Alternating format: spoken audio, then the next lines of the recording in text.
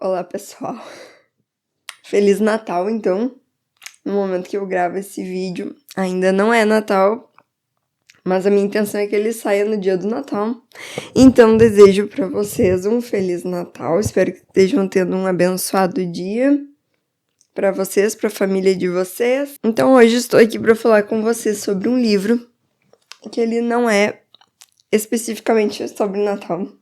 É um livro que eu falei que tinha mais relação com o Natal, eu falei na semana passada, que foi Em Cristo que Passa, de São José Maria Escrivá. E desse livro, sim, como São José Maria tinha algumas homilias específicas para o tempo de Natal, eu consegui fazer vários links bem natalinos, mas neste livro aqui, Regra de Vidas para Mães, Como Ordenar Seu Lar e Trazer Paz à Alma, ele não tem um tema específico de Natal, mas o que eu diria que ele tem a ver com o Natal é falando sobre família, né? Porque, afinal de contas, no Natal a gente tem essa centralidade da Sagrada Família e a gente para e reflete muito sobre a nossa própria família. Então, esse livro vai ser cheio dessa temática familiar, então, e cristã, né? No caso, católica. Então, nesse sentido, eu acho que o livro tem muito a ver. E para quem caiu aqui no canal e nesse livro e pensou, bom, para mães, por ser mãe, por ser uma pessoa interessada nesse tema, vai tirar muito proveito desse livro e desse vídeo. Mas se alguém aí, por acaso, não é mãe, é um pai, ou é uma pessoa que vive solteira e tal, pensa, nossa, o que esse livro vai ter de interessante para mim? Eu diria que ele tem sim, porque essa ideia de regra de vida é algo que qualquer pessoa pode fazer para ordenar e organizar sua vida, seus cronogramas, suas rotinas, a organização da sua vida de uma forma geral. Então, seria, no caso, pegar esta ideia, esse método que a Rowling nos traz e fazer uma adaptação. Agora, eu vou tirar esse chapéu porque tá muito quente. Antes de eu continuar a falar, gostaria de dizer que este livro está com o link na descrição desse vídeo e qualquer outra coisa que eu vier a falar, recomendar, também vou deixar na descrição desse vídeo, caso queiram adquirir.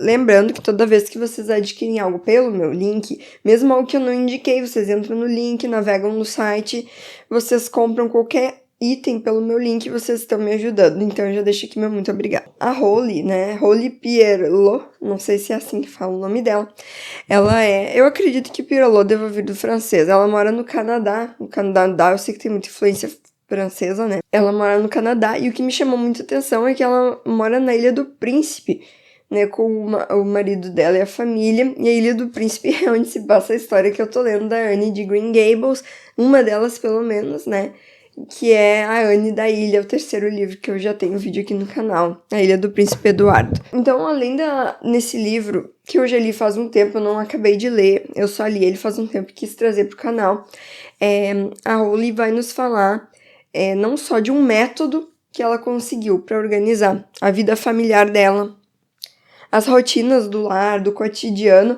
mas ela também vai, em parte, testemunhar o processo de conversão dela.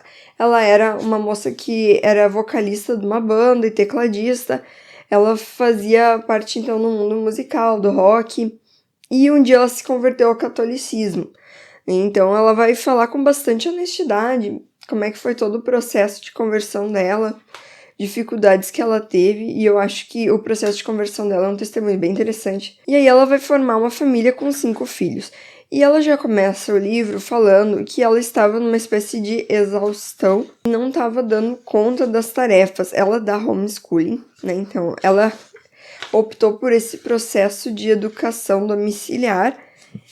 O primeiro capítulo é Cheguei ao Meu Limite. Então, ela dava educação domiciliar, ela limpava a casa, ela fazia de tudo, e ela chegou num ponto que ela estava realmente não dando conta do trabalho, estava cansada, exaurida. E um pouco cansada também daquelas mães que diziam, mas eu lido com tudo, eu dou um jeito, eu consigo dar conta do recado, que ela não conseguia. Até que um dia ela vai numa palestra e então pega um método lá de organização dividindo o tempo, e ela conseguiu fazer essa adaptação na vida dela e trouxe para nós. Então, é claro, cada um, né, vai ter que pegar esse método, né, e transformar ele para sua realidade, né? Eu tenho um filho, né? Outras pessoas têm mais filhos, algumas pessoas não têm nenhum filho, então as demandas são diferentes. Uma pessoa que vive solteira tem uma realidade diferente de uma pessoa casada, mas a ideia da regra de vida, ela tirou dos mosteiros, dos ambientes religiosos, dos conventos, porque esses ambientes religiosos fazem uso de uma regra de vida, que na verdade é uma espécie de cronograma, mas é muito mais do que isso. É tu ter horários, né, durante a tua rotina para realizar todos os tipos de tarefa. Então ela dá um exemplo de algumas das irmãs: horário para acordar, para tomar café, para fazer a limpeza, para fazer as orações, para missa e para fazer obras de caridade.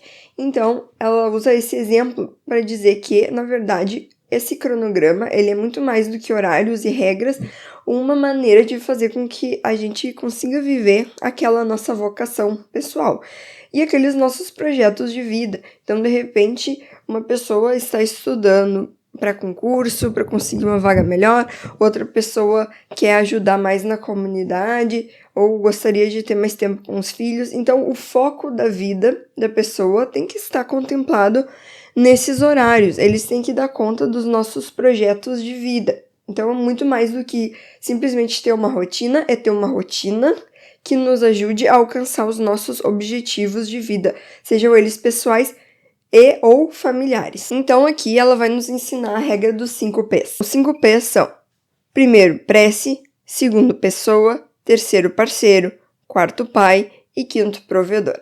Então, esses 5 P's seriam uma forma para a gente lembrar de 5 principais processos que devem ser lembrados na vida familiar, e o tempo tem que ser dividido de uma forma adequada para cada um deles. Então, o primeiro ponto é prece. Então, aqui, claro, eu acho que a Rowley fala uma coisa que é básica para qualquer católico ou cristão, é ter tempo para a vida espiritual, independente de que tipo de vida nós temos, seja ela solteira, matrimonial, todo mundo precisa ter um tempo para fazer sua oração pessoal, frequentar os sacramentos, ir na igreja, confessar, ir na missa. Então, isso é o primeiro ponto. Não tem como a gente querer ser ativista, dar conta de 1000 tarefas, se o nosso foco, o que é principal na nossa vida, não tá lá.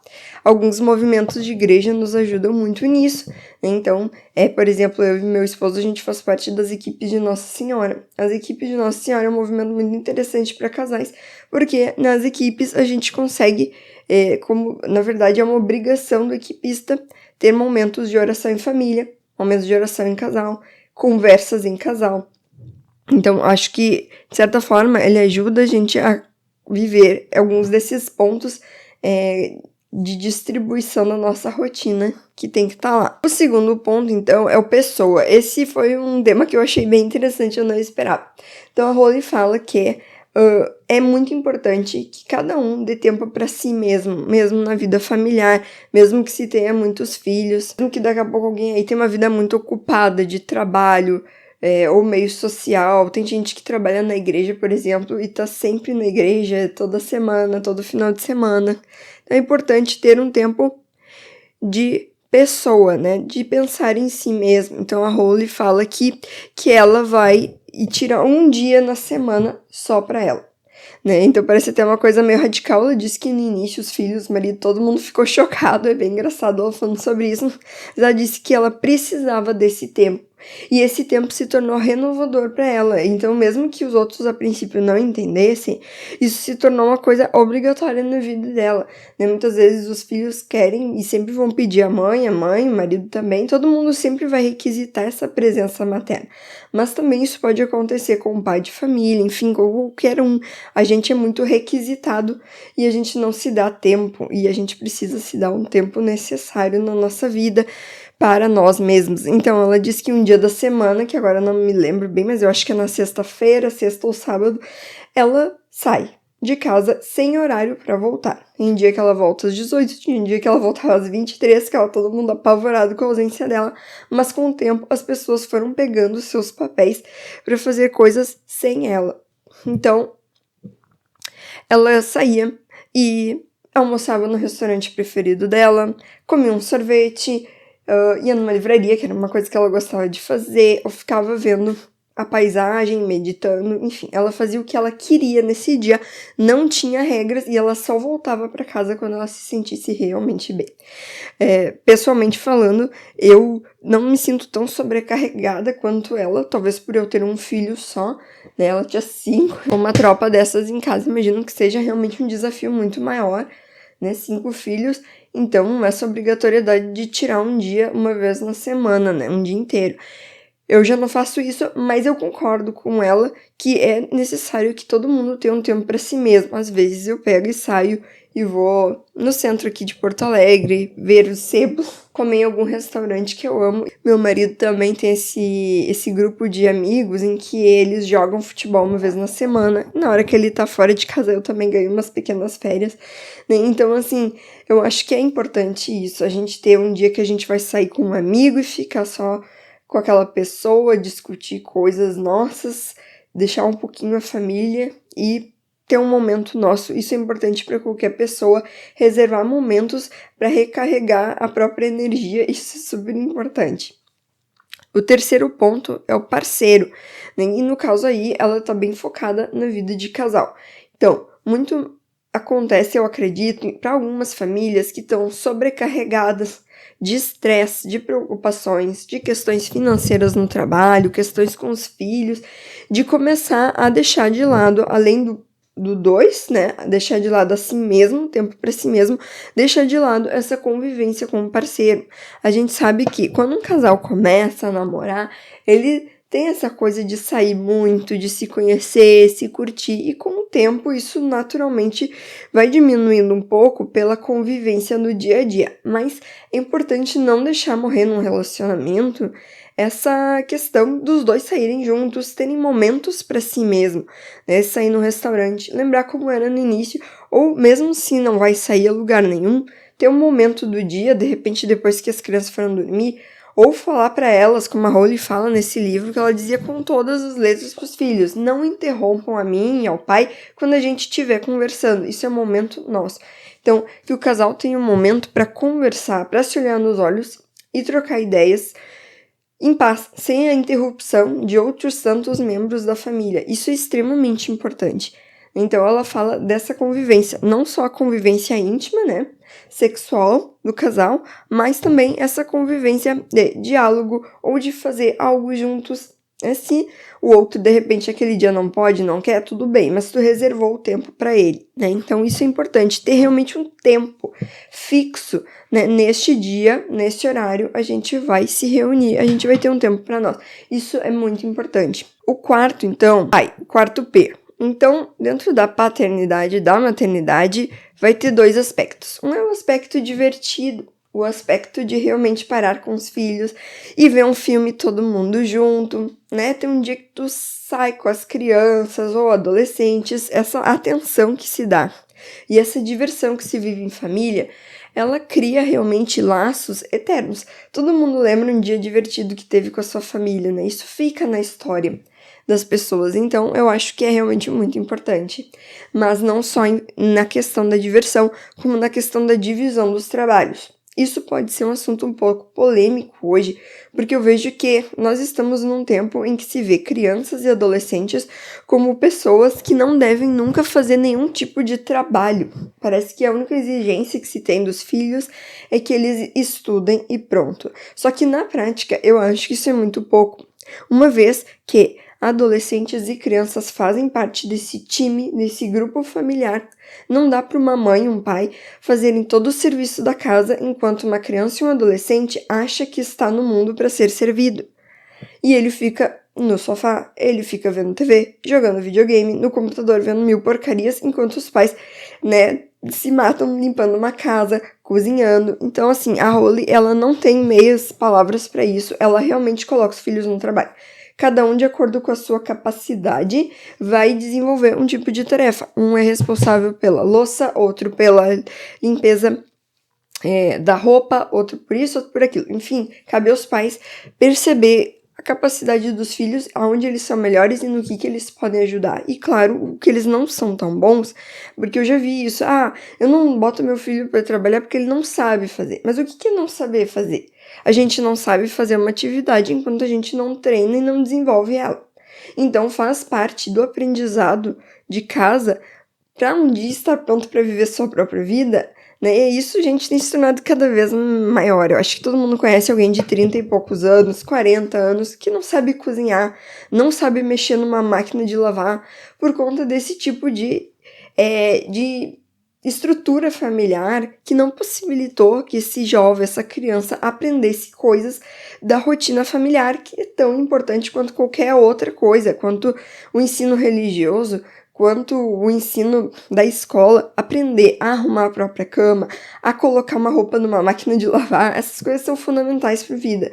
Eu ensino meu filho desde pequeno a fazer certas tarefas, podia talvez ensinar mais, mas eu acho que é super importante que aquela criança, que aquele adolescente entenda que ele tem um papel dentro de casa, né? A começar pelas coisas dele, botar a roupinha dele para lavar, arrumar a própria cama, guardar os brinquedos, e à medida que ele vai crescendo, ganhando novos trabalhos, porque ele faz parte de um grupo familiar. Ele não é uma ilha isolada.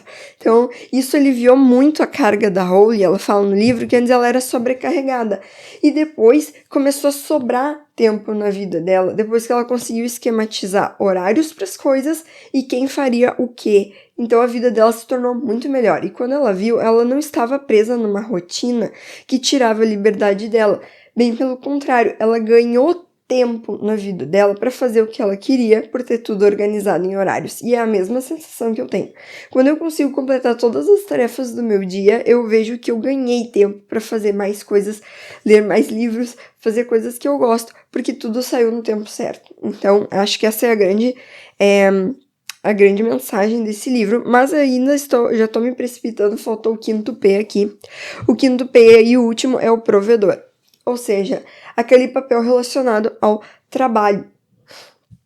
Então, com certeza, todos nós temos que ter também tempo para o nosso trabalho, seja esse trabalho um trabalho fora ou dentro de casa que nos dê retorno financeiro, ou mesmo um trabalho que não nos dê retorno financeiro, mas é tanto trabalho quanto, que é limpar a casa, cozinhar, essas tarefas que são imprescindíveis na vida de qualquer ser humano.